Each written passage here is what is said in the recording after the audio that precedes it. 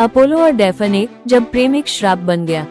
क्या आपने कभी सोचा है कि प्यार, जो दुनिया की सबसे खूबसूरत भावना मानी जाती है, किसी के लिए सबसे भयानक श्राप कैसे बन सकता है?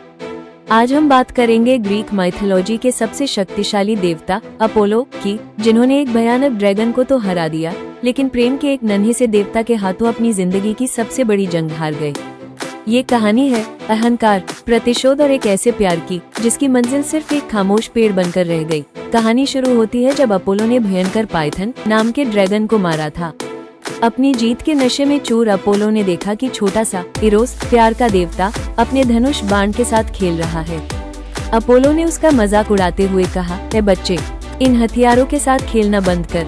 धनुष और बाण योद्धाओं के लिए होते हैं, तेरे जैसे छोटे बच्चे के लिए नहीं। तू प्यार के खेल खेल, युद्ध हम पर छोड़ दे।" इरोस को यह अपमान बर्दाश्त नहीं हुआ। उसने मुस्कुराते हुए कहा, "अपोलो, तुम्हारा बाण सबको मार सकता है, लेकिन मेरा बाण तुम्हें ही मार देगा।" इरोस ने बदला लेने के लिए दो अलग तरह के बाण निकाले। सोने का बाण, गोल्डन एरो, जिसके लगते ही इंसान को पागलपन की हद तक प्यार हो जाता है। ये बाण इरोस ने अपोलो के दिल में मारा। शीशे का बाण, लीड एरो, जिसके लगते ही इंसान के मन में प्यार के प्रति घृणा और नफरत भर जाती है। ये बाण उसने खूबसूरत अप्सरा निम्फ डेफने के दिल में मारा। अब खेल शुरू हुआ। अपोलो डेफने को देखते ही उसकी सुंदरता के मोहपाश में बंध गया, जबकि डेफने के लिए अपोलो को देखना भी सजा बन गया। अपोलो, जो सूरज का देवता था, डेफने के पीछे पागलों की तरह भागने लगा। वो उसे पुकारता, "रुको डेफने, मैं कोई राक्षस नहीं हूँ, मैं देवताओं का राजा हूँ। मेरी शक्ति देखो, मेरा साम्राज्य देखो।" लेकिन डेफने के लिए अपोलो की आवाज किसी शोर जैसी थी। वो जंगलों, कांटों और पत्थरों के बीच भागती रही। उसकी सांसें फूल रही थी, पैर लहूलुहान थे, लेकिन उसे अपोलो के प्रेम से ज्यादा मौत मंजूर थी।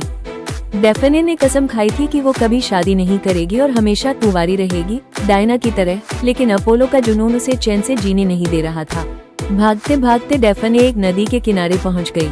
उसके पीछे अपोलो बस उसे छूने ही वाला था। डेफने ने अपने पिता, जो नदी के देवता पेनियस थे, उनसे गुहार लगाई, "पिता, मुझे बचाइए। इस सुंदरता को नष्ट कर दीजिए जिसने मुझे इस मुसीबत में डाला है। मुझे बदल दीजिए।" जैसे ही अपोलो ने उसे पकड़ने के लिए हाथ बढ़ाया, एक चमत्कार हुआ। डेफने के पैर जमीन में जड़ बन गए, उसका शरीर छाल बाक से ढक गया और उसके सुनहरे बाल पत्तों में बदल गए। उसकी बाहें शाखाएं बन गईं। डेफने एक लॉरल के पेड़ में बदल चुकी थी। अपोलो स्तब्ध रह गया। उसने उस पेड़ के तने को गले लगाया। उसे अभी भी डेफने के दिल की धड़कन सुनाई दे रही थी। वो फूट फूट कर रोया। उसने कहा, "अगर तुम मेरी पत्नी नहीं बन सकी तो तुम मेरा प्रतीक बनोगी। तुम्हारी पत्तियां हमेशा हरी रहेंगी और महान योद्धाओं के सिर पर तुम्हारा मुकुट सजेगा।" आज भी ग्रीक संस्कृति में लॉरेल की पत्तियों का मुकुट क्राउन जीत और सम्मान का प्रतीक है।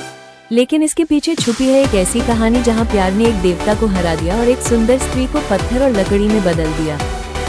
शब्दों के जादू और कहानियों के इस सिलसिले को जारी रखने के लिए हमसे जुड़ें। सब्सक्राइब करें और अपनी राय कमेंट्स में जरूर बताएं।